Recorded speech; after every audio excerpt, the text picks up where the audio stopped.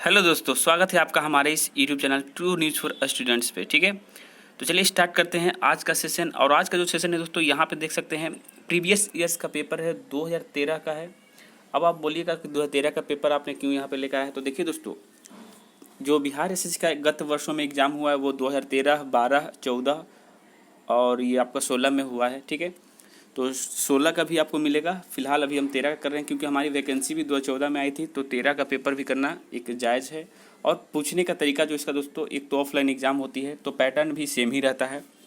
तो इसलिए जितने भी हम लोग तमाम प्रीवियस ईयर के पेपर हैं, चाहे वो सीजीएल के हों, बिहार एसएससी इंटर लेवल के, तो अभी खास कोई एग्ज़ाम हुआ नहीं था पिछले 6-7 सालों में। ठीक है, तो जाहिर सी बात है आपको सीजीएल के लेवल के ही पेपर को आपको एक बार देख करके पैटर्न को समझना होगा।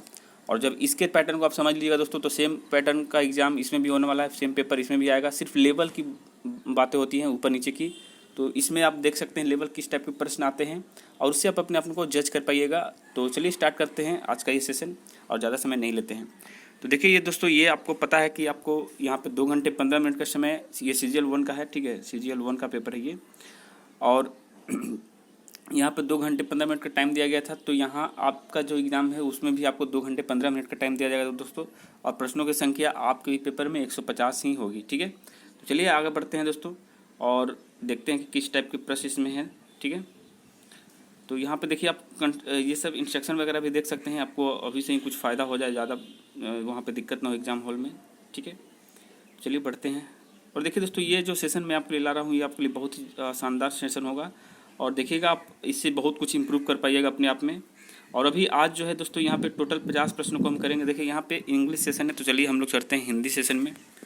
तो हम लोग आ चुके हैं हिंदी सेशन में दोस्तों। तो आज हम 50 प्रश्न करेंगे और 50 प्रश्न आज ही शाम को भी हो जाएगा, यानी 100 प्रश्नों को कंप्लीट करेंगे दोस्तों। और कल मॉर्निंग में ही 50 प्रश्न, यानी जिसमें रीजनिंग और मैथ भी शामिल होंगे, उन सभी को कंप्लीट करके हम आपको इसका पीडीएफ जो है लिंक के नीचे लिंक पर दे देंगे, या फिर एक टेलीग्राम चैनल बनाकर आपको हम कल बता देंगे। ठीक है दोस्तों, चलिए स्टार्ट करते हैं आज का पहला प्रश्न। देखिए इसमें सिर्फ और सिर्फ उत्तर मैं बताऊँगा क्योंकि समय की भी बहुत ज़्यादा ज़रूरत होती है, हमें समय भी कम है इसमें दिया गया, क्योंकि हमको पेपर को पैटर्न को समझना है। ठीक है, तो इसको आप समझने की कोशिश करिएगा। तो पहला प्रश्न दोस्तों, उस राज्य का नाम क्या है जहां नालंदा नामक प्राचीन शैक्षणिक स्थल था। ठीक है, तो इसका सही आंसर अगर आपने ऑप्शन नंबर ए चुना है दोस्तों, बिहार, तो बिल्कुल राइट आंसर है। देखिए ये जो नालंदा विश्वविद्यालय दोस्तों, ये आपका 5वीं सदी के दौरान बना था दोस्तों। और ये विश्व का प्राचीन विश्वविद्यालय है जहाँ पे विदेशी भी 1000-2000 की जनसंख्या में यहाँ पे पढ़ते थे दोस्तों। और टोटल यहाँ पे 10,000 लड़के जो है स्टूडेंट उस समय पढ़ा करते थे। ठीक है, और बता दें दोस्तों, इसको ध्वस्त करने वाले जो थे बख्तियार खिलजी थे, ये आपको पता ही है। चलिए अगले प्रश्न तक बढ़ते हैं दोस्तों। प्रश्न क्या है कि किस लेखक ने जासूसी पात्र पोइरोट की रचना की। तो देखिए यहाँ पे जासूसी पात्र थे ये, मतलब एक जासूसी टाइप के रचनाकार थे ये, और पोइरोट की रचना की थी। तो दोस्तों तो उनका नाम था ऑप्शन नंबर बी, अगर आपने चुना है क्रिस्टी, तो बिल्कुल राइट आंसर है दोस्तों। क्रिस्टी जो थे वो पोइरोट की रचना की थी। ठीक है, अगला प्रश्न है कि किस लेखक ने प्रसिद्ध चरित्र जिप्स की रचना की। ठीक है, तो बोलेगा इसका सही आंसर। तो इसका सही आंसर अगर आपने ऑप्शन नंबर बी वुडहाउस चुना है दोस्तों, तो बिल्कुल राइट आंसर है। वुडहाउस ने जो है वो प्रसिद्ध चरित्र जो है आपका जिप्स की रचना की थी। अगला है कि नगर कोझिकोड क्या कहलाता था। तो ये कोझिकोड एक बंदरगाह है दोस्तों, आपको पता है। तो इसको पहले कालीकट नामक के नाम से जाना जाता था। ठीक है, कालीकट बंदरगाह। और ये पड़ता कहाँ दोस्तों, ये पड़ता था पहले एक मतलब समुद्री किनारा था, लेकिन अभी ये केरल का हिस्सा है और केरल ने 1962 से इसको अपने अंदर में ले लिया है। ठीक है दोस्तों, और इसी कालीकट बंदरगाह पे वास्को डी गामा पहली बार इंडिया आया था 1498 ईस्वी में, इस बात को ख्याल रखिएगा। चलिए बढ़ते हैं अगले प्रश्न की तरफ। प्रश्न है, चीन की संसद क्या कहलाती है। तो दोस्तों चीन की जो संसद है वो नेशनल पीपुल कांग्रेस कहलाती है, यानी कि राष्ट्रीय जन कांग्रेस जो है वो कहलाती है दोस्तों। और बता दें यहाँ पे जो संसद वाली बात की गई है, संसद का मुख्य 3 काम होता है दोस्तों। पहला काम क्या है उसका कि वो मतदाताओं का प्रतिनिधित्व करता है दोस्तों, यानी कि मतदाता जो है उनका प्रतिनिधित्व करता है। और दूसरा दोस्तों ये क्या करवाता है कि ये कानून बनाने का काम करता है, संसद का यही काम है। ठीक है, कानून बनाना। और नंबर 3 दोस्तों इसका जो मेन काम है वो है सरकार की देखरेख करना। ठीक है, सरकार की जो कार्यकलाप है उसको देखरेख करना, ये 3 मुख्य काम में है दोस्तों संसद के। प्रश्न है कि इस वर्ष प्रथम व्यक्ति अंतरिक्ष में गया। तो बताइए दोस्तों किस वर्ष गया था। तो यहाँ पे ऑप्शन नंबर अगर आपने सी चुना 1961, तो बिल्कुल राइट आंसर है। यूरी गागरिन नामक व्यक्ति गए थे दोस्तों, यूरी गागरिन। ठीक है, यही गए थे प्रथम बार जो है अंतरिक्ष में। और इनका जन्म की बात करें दोस्तों तो इनका जन्म जो है 1934 ईस्वी में हुआ था दोस्तों, मॉस्को में। ठीक है, रूस के मॉस्को में हुआ था दोस्तों। चलिए अगले प्रश्न की ओर बढ़ते हैं।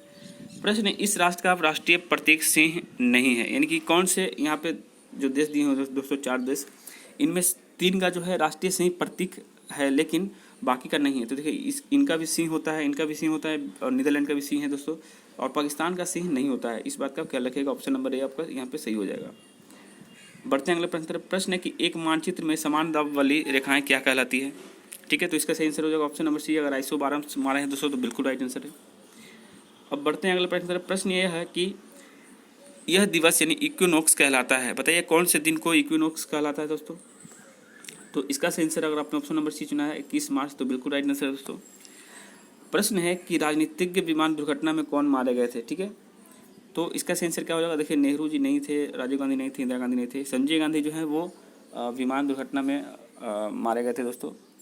ठीक है, अगला प्रश्न है, यह राजनीतिज्ञ कभी दूरसंचार विभाग का कार्यवाहक मंत्री नहीं रहा, तो कौन है दोस्तों इनमें से सही आंसर। तो इसका सही आंसर आपको हमको तो समझ में नहीं आ रहा दोस्तों, राजा है कि नारायणन है कि महाजन सिबल है। देखिए हमको आंसर समझ में नहीं आ रहा है इसका दोस्तों, तो आप हमको बता कर एक बार कॉमेंट जरूर करिएगा। 11 नंबर क्वेश्चन का आंसर आप हमें बताइएगा। ठीक है, बढ़ते हैं अगले प्रश्न की तरफ। प्रश्न है कि पुलेला गोपीचंद किस खेल से संबंधित रहे हैं। ठीक है, तो ये जो दोस्तों ये जो पुलेला गोपीचंद है, ये आपका जो खेल जो इनका था वो बैडमिंटन था दोस्तों। ये बैडमिंटन खेलने में माहिर थे। ठीक है, ये बैडमिंटन से संबंधित है। प्रश्न दोस्तों, यह बुकर पुरस्कार विजेता रही है, तो इनमें से कौन है दोस्तों जिन्होंने बुकर पुरस्कार मिला है। तो यहाँ पे अरुंधति राय जो है उसमें के हिसाब से आंसर सही है, बिल्कुल राइट आंसर है दोस्तों, अरुंधति राय को ही मिला था। ठीक है, अगला प्रश्न है दोस्तों कि इन्हें भारत रत्न से सम्मानित किया जा चुका है। तो देखिए दोस्तों इनमें से किनको भारत रत्न से सम्मानित किया जा चुका है। तो देखिए लता मंगेशकर जी को भी किया जा चुका है दोस्तों, सचिन तेंदुलकर को भी किया जा चुका है, अटल बिहारी वाजपेयी को भी किया जा चुका है, जगन मोहन डालमिया को भी किया जा चुका है। तो उस हिसाब से दोस्तों यहाँ पे जो मारा गया था option number B, Lata Mangeshkar को मारा गया होगा, क्योंकि उस इनको जो है 2001 में मिला था दोस्तों, जबकि इनको 2014 में और इनको भी 2014 में मिला था दोस्तों। तो उस हिसाब से लता मंगेशकर था, लेकिन अभी के हिसाब से तो आप सभी को दिख रहे हैं, तो इसका भी आंसर जो है डाउट में रहेगा दोस्तों। ठीक है, अगला प्रश्न है कि नेहरू इस समय तक प्रधानमंत्री थे। तो नेहरू किस समय तक प्रधानमंत्री थे दोस्तों। तो इसका सही आंसर अगर आपने ऑप्शन नंबर की बात करें दोस्तों बी, तो बिल्कुल राइट आंसर है। 1964 तक ये प्रधानमंत्री रहे। प्रश्न दोस्तों, भारत का राष्ट्रीय पुष्प क्या है। तो आपको पता है कमल होगा। ठीक है, बढ़ते हैं अगले प्रश्न की तरफ। और देखिए वीडियो को अंत तक देखिएगा, बहुत ही गजब की एक बात बताऊंगा इसमें। देखिए दोस्तों यहाँ पे एक बात और क्वेश्चन है कि भारत के राष्ट्रीय कैलेंडर का यह पहला मास कौन है। तो बताइएगा। तो इसका सही आंसर होगा ऑप्शन नंबर डी, चैत्र। आप देख सकते हैं पेपर का लेवल किस टाइप का है, ज़्यादा हार्ड पेपर नहीं आते हैं। आप लोग तो बहुत ही डरते हैं भाई लोग, क्या बताएं हम आपको। पेपर इसी तरह से आएंगे, क्वेश्चन भी इसी तरह से आएंगे, बस आपको वहाँ पे जो पेपर का क्वेश्चन पूछने का तरीका कुछ अलग हो सकता है। प्रश्न 5 सितंबर इस कारण से मनाया जाता है क्योंकि इनका जन्म दिवस था। तो बताइएगा इसका सही आंसर किनका जन्म दिवस था दोस्तों। तो देखिए यहाँ पे जो आंसर दिया हुआ 5 सितंबर आपको पता है टीचर डे मनाया था दोस्तों। टीचर डे के बारे में आपको पता है दोस्तों कि सर्वपल्ली राधाकृष्णन जी के जन्मदिन पर मनाया जाता है, यानी कि ऑप्शन नंबर सी की बात करें तो बिल्कुल राइट आंसर है दोस्तों। ठीक है, अगला प्रश्न है राष्ट्रीय गीत इस उपन्यास से लिया गया है। तो बताइएगा किस उपन्यास से लिया गया दोस्तों। तो इसका सही आंसर अगर आपने ऑप्शन नंबर ए चुना है आनंद मठ, तो बिल्कुल राइट आंसर है। बढ़ते हैं अगले प्रश्न तरफ। प्रश्न है कि इस पुस्तक पर आधारित यूट्यूब वीडियो बहुत लोकप्रिय था। तो बताइएगा कौन सा पुस्तक पर आधारित जो है दोस्तों। तो इसका सही आंसर अगर आपने द लास्ट लेक्चर अपने चुना है तो बिल्कुल राइट आंसर है। इसी पुस्तक के आधारित एक वीडियो बनी थी जो कि बहुत ही ज़्यादा लोकप्रिय हुई थी, बहुत ही ज़्यादा व्यू गए थे दोस्तों। तो अगर आप में से कोई यूट्यूबर बनना चाहता है तो नीचे कमेंट जरूर करिए कि यूट्यूब का चैनल कैसे बनाया जाता है, सारी बातें मैं बता दूंगा। ठीक है, किसी एक वीडियो में। प्रश्न है भारत में संघ शासित प्रदेशों की संख्या क्या है। ठीक है, तो देखिए दोस्तों उस समय तो यहाँ पे 7 ही थी, लेकिन वर्तमान में भी 8 हो गई है दोस्तों, और इसके पहले 9 भी हुआ करती थी। ठीक है, तो इस बात का भी ख्याल रखिएगा। बढ़ते हैं अगले प्रश्न की तरफ। प्रश्न दोस्तों, मैकमोहन रेखा भारत तथा इस देश के बीच की सीमा रेखा है। तो मैकमोहन जो रेखा है दोस्तों वो आपका इंडिया और चाइना के बीच होता है। ऑप्शन नंबर डी अगर आपने चुना है तो बिल्कुल राइट आंसर है। और पाकिस्तान के साथ आपका रेड क्लिफ रेखा चलता है दोस्तों, इस बात का ख्याल रखिएगा। प्रश्न है कि सतपुरा पर्वत श्रृंखला तापी नदी तापी तथा इस नदी के बीच स्थित है। तो कौन नदी के बीच स्थित है दोस्तों? तो इसका सही आंसर अगर आपने ऑप्शन नंबर ए चुना है नर्मदा नदी, तो बिल्कुल राइट आंसर। देखिए ये जो सतपुरा पर्वत श्रृंखला है दोस्तों, ये आपका तापी और नर्मदा नदी के बीच स्थित है। ठीक है, इस बात का ख्याल रखिएगा। अगला प्रश्न है कि माउंट एवरेस्ट की ऊंचाई है लगभग कितनी है दोस्तों? तो इसकी जो ऊंचाई दोस्तों 8,848 मीटर होती है। तो यहाँ पे ऑप्शन नंबर बी आप देख सकते हैं 8,850 से लगभग में पहुँच जाता है। प्रश्न है तलचर कोयले की खानें कहाँ है? तो इसका सेंसर क्या होगा दोस्तों? तो इसका सेंसर अगर आपने ऑप्शन नंबर सी चुना है उड़ीसा, तो बिल्कुल राइट आंसर है। देखिए यहाँ पे तलचर कोयले की जो है वो खाने हैं। ठीक है, बढ़ते हैं नेक्स्ट प्रश्न की तरफ। प्रश्न है यह राज्य नमक का उत्पादन नहीं करता है, तो कौन सा राज्य है दोस्तों? तो देखिए यहाँ पे राजस्थान, गुजरात, तमिलनाडु, ये तीनों जो है वो नमक के उत्पादन करते हैं, लेकिन बिहार नहीं करता है दोस्तों। बिहार क्योंकि समुद्री किनारा से बहुत ही दूर है। ठीक है, अगला प्रश्न है कि निम्नलिखित के समाधि स्थल को विजय घाट कहते हैं। तो देखिए दोस्तों समाधि स्थल के ऊपर हमने एक वीडियो बनाया था, जिसमें तमाम महान व्यक्तियों के वहाँ पे समाधि स्थल की बात की गई थी दोस्तों, जिसमें हमने बताया था कि विजय घाट के नाम से कौन प्रसिद्ध है? तो विजय कौन करेगा? जो बहादुर होगा। तो बहादुर से ही हमने एक ट्रिक लगाई थी दोस्तों, लाल बहादुर शास्त्री जी को। ठीक है, तो यहाँ पे ऑप्शन नंबर सी आपका बिल्कुल राइट आंसर है। तो जिनको ये वीडियो देखनी है तो वो आप नीचे डिस्क्रिप्शन बॉक्स में जाकर देख सकते हैं, लिंक वहाँ पे दे रखे हैं दोस्तों। ठीक है, अगला प्रश्न है प्रथम बार जवाहरलाल नेहरू कांग्रेस पार्टी के अध्यक्ष कब बने थे या किस वर्ष चुने गए थे? ठीक है, तो इसका सही आंसर अगर आपने ऑप्शन नंबर ए चुना है दोस्तों, तो बिल्कुल राइट आंसर है।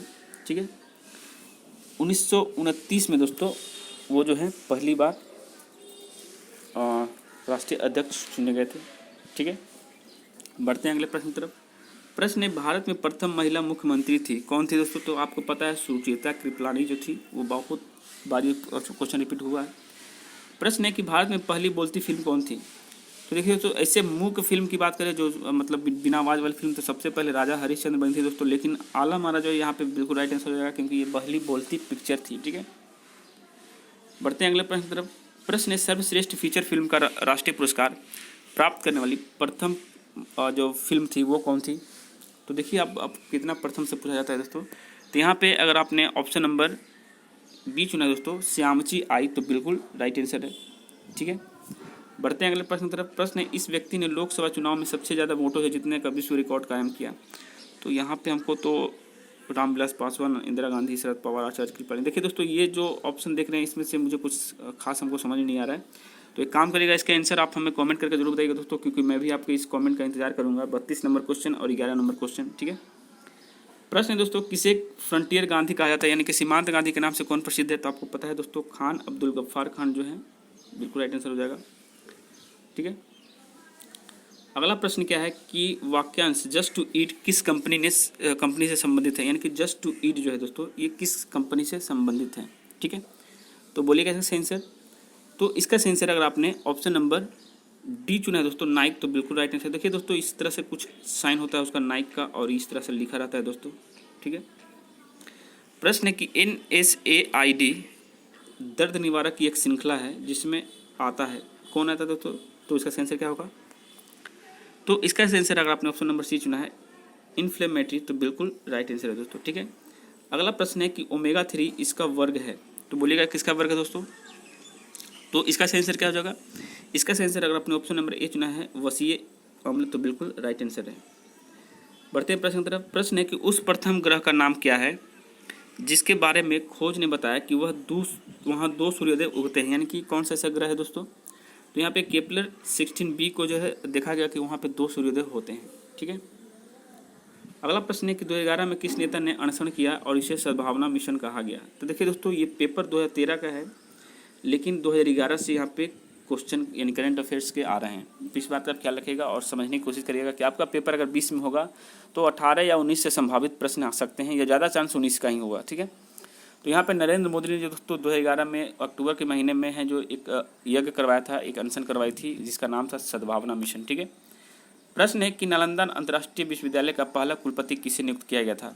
तो यहाँ पे ऑप्शन नंबर ए है दोस्तों APJ अब्दुल कलाम को। ठीक है, चलिए पढ़ते हैं अगला प्रश्न की तरफ। प्रश्न है कि किस भारतीय क्रिकेट ने खेल के एक दिवसीय प्रारूप से संन्यास लिया था? दोस्तों 2011 की बात की गई है, तो बताइएगा सही आंसर। तो यहाँ पे सही आंसर अगर आपने ऑप्शन नंबर सी चुना दोस्तों राहुल द्रविड़, तो बिल्कुल राइट आंसर है। जो राहुल द्रविड़ थे दोस्तों वो संन्यास ले लिए थे ओडीआई से उस समय, ठीक है। बढ़ते हैं अगले प्रश्न तरफ। प्रश्न है कि यूएसए में 2011 में किस अंतर्राष्ट्रीय संस्था के भूतपूर्व प्रमुख को बंदी बनाया गया। देखिए दोस्तों ये भी 11 का ही है, ये विदेश से चर्चा की गई है। तो इसका सही आंसर अगर आपने IMF को चुना है दोस्तों, ये IMF एक संस्था है जिसको अमेरिका की तरफ से जो इसको बंदी बना दिया गया था दोस्तों, ठीक है। प्रश्न है कि किस यूरोपीय देश ने 2011 में अपनी प्रथम महिला प्रधानमंत्री चुनी, ठीक है। तो बोलिएगा सही आंसर। तो इसका सही आंसर अगर आपने ऑप्शन नंबर ए चुना है दोस्तों डेनमार्क, तो बिल्कुल राइट आंसर है। अब देख सकते हैं दोस्तों यहाँ पे 2-3 क्वेश्चन जो है करंट अफेयर के आए हाल ही के, यानी कि 2011 के दोस्तों। तो वहाँ से जो 2 क्वेश्चन आप देख रहे हैं विदेश के थे, बाहर के थे, यानी कि विदेशों से भी क्वेश्चन आपको देखने को मिलेंगे इसी तरह के, तो इस बात का ख्याल रखिएगा। प्रश्न है दोस्तों कि EMI जो कि कर्ज पुनर्भुगतान से संबंधित है, में ई का अर्थ क्या होता है, ठीक है। तो ई का अर्थ दोस्तों ऑप्शन नंबर बी अगर आपने चुना है इक्वेटेड, तो बिल्कुल राइट आंसर है। बढ़ते हैं अगले प्रश्न तरफ। प्रश्न है कि झांसी की रानी के तौर पर कौन प्रसिद्ध है। तो इसका सही आंसर अगर आपको पता होगा दोस्तों ऑप्शन नंबर डी लक्ष्मीबाई। 1857 की लड़ाई में इन्होंने महत्वपूर्ण योगदान दिया था झांसी की तरफ से दोस्तों। प्रश्न है कि भारत की श्वेत क्रांति के पिता कौन कहे जाते हैं। तो श्वेत क्रांति जो तो वर्जिन कुरियन जो है आपको इनको श्वेत क्रांति का जनक कहा जाता है, और स्वामीनाथन जी को दोस्तों इनको हरित क्रांति का जनक कहा जाता है, ठीक है। इस बात का भी ख्याल रखिएगा। बढ़ते हैं अगले प्रश्न। प्रश्न है कि अमेरिकी विशेष सेना जिससे ओसामा बिन लादेन को मारा क्या कहलाती है। तो ये जो अमेरिकी सेना थी दोस्तों इनका नाम था शील। इन्होंने नहीं जो है ओसामा बिन लादेन को मारा था, ठीक है। प्रश्न है दोस्तों किसे लास्ट सपर को चित्रित किया था, ठीक है। किसने, लास्ट सपर एक चित्रकला है, तो उसको किसने चित्रित किया दोस्तों, किसने बनाया। तो वो है लियोनार्डो दा विंसी ने जो दोस्तों इसकी चित्रकला की थी लास्ट सपर की, ठीक है। गजब की चित्रकला है दोस्तों। ब्रिटिश शासन के विरुद्ध कांग्रेस ने किस वर्ष असहयोग आंदोलन प्रारंभ किया। तो आपको पता है दोस्तों 1920 में स्टार्ट किया था और 1922 तक ये चला था दोस्तों, इस बात का ख्याल रखिएगा, असहयोग आंदोलन, ठीक है। चलिए अब अगले प्रश्न की तरफ बढ़ते हैं दोस्तों। प्रश्न है यह प्रसिद्ध स्थल बिहार में स्थित है, तो कौन सा है दोस्तों। तो यहाँ पे देखिए सलीम अली अशोक स्तंभ, तो ये आपका यूपी में पड़ता है। उदंती पक्षी बिहार का माख्या है, तो उड़ीसा में पड़ता है। तो क्या हमको लग रहा है दोस्तों इनमें से जितना भी ऑप्शन है ये बिहार में कोई नहीं पड़ता है, ठीक है। तो इसी कारण से ये क्वेश्चन जो है ये रद्द किया गया होगा, और इसी की वजह से दोस्तों आपको पता है कि CGL 1 का जो है फिर से रिजल्ट आने की घोषणा हुई है, आपको मैंने एक वीडियो में बताया भी था। तो यही कहीं ना कहीं यही कारण थी कि ज़्यादा क्वेश्चन के आंसर जो है मैच नहीं कर रहे थे, या फिर आंसर गलत थे, या फिर क्वेश्चन गलत थी। तो 2-3 क्वेश्चन इसमें से देखने को मिल रहे होंगे दोस्तों जिनका ऑप्शन आपको मैच नहीं कर रहा होगा, जिसकी वजह से ये पेपर इस पर क्लेम हुआ था, और ये फिर से इस पर रिजल्ट की मांग की गई थी, और आपका आदेश भी आ चुका है कोर्ट का। और आज का जो क्वेश्चन आखिरी सवाल है दोस्तों कि पृथक पंचायती राज मंत्रालय का गठन कब हुआ। तो इसका आंसर अगर आपने ऑप्शन नंबर डी चुना है दोस्तों 2004, तो बिल्कुल राइट आंसर है। तो इसी के साथ ये वक्तव्य समाप्त करते हैं दोस्तों। ये वीडियो अच्छी लगे तो लाइक जरूर करिएगा, और एक बात बता दें दोस्तों 50 क्वेश्चन अभी किए हैं, शाम को 50 क्वेश्चन बाकी के मिल जाएंगे, ठीक है। इसको 3 भाग में कंप्लीट करने का मेरा मुख्य लक्ष्य इसलिए क्योंकि देखिए एक ही बार अगर करेंगे तो वीडियो इतनी लंबी हो जाएगी कि आप देख भी नहीं पाइएगा और आपको प्रॉब्लम भी होगी। तो इसलिए मैंने इसको 3 भाग में किया। अब मैथ रीजनिंग भी करवा दूंगा इसका, और इस टाइप के बहुत सारे सेट है दोस्तों हमारे पास। तो प्रीवियस ईयर का सेट करने से ज़्यादा अच्छा फ़ायदा होगा आपको, क्योंकि देखिए जो मॉडल सेट बनाते हैं वो तो उनका कोई आधार ही नहीं, कोई बेस ही नहीं है कि वो उस टाइप के प्रश्न आते ही हो। लेकिन यहाँ पे आपको जो ये प्रश्न देखने को मिलेंगे इससे आपको बहुत कुछ जानकारियाँ हासिल कर सकते हैं। चलिए इसी के साथ वक्तव्य समाप्त करते हैं। जय हिंद, जय भारत। तैयारी करते रहिए।